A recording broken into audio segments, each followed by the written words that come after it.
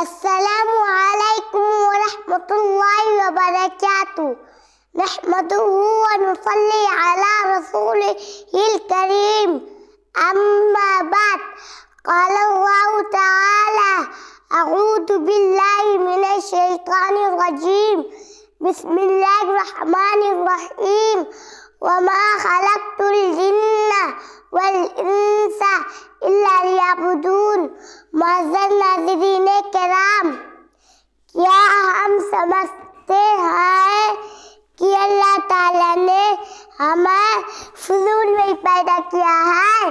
نہیں، بتلائیے، ذرا بتلائیے کہ اللہ تعالیٰ نے پوری کائنات فضول میں بنا دی کہ ہم صرف جانوروں کی طرح ٹھور ٹھور کے کھائے پیئے اور عیاشیاں کریں اور اسی طرح ہم اپنی زندگی گزار دیں؟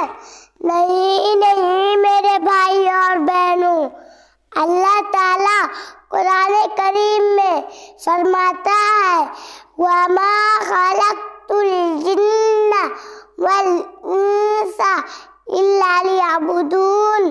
اس کا مطلب یہ ہے کہ میں نے جناتوں اور انسانوں کو صرف اپنی عبادت کے لیے پیدا کیا ہے۔ اللہ تعالی ہم سب کو مرتے دم تک اپنی عبادت کی توفیق عطا فرمائے، آمین۔ والسلام علیکم ورحمۃ اللہ وبرکاتہ۔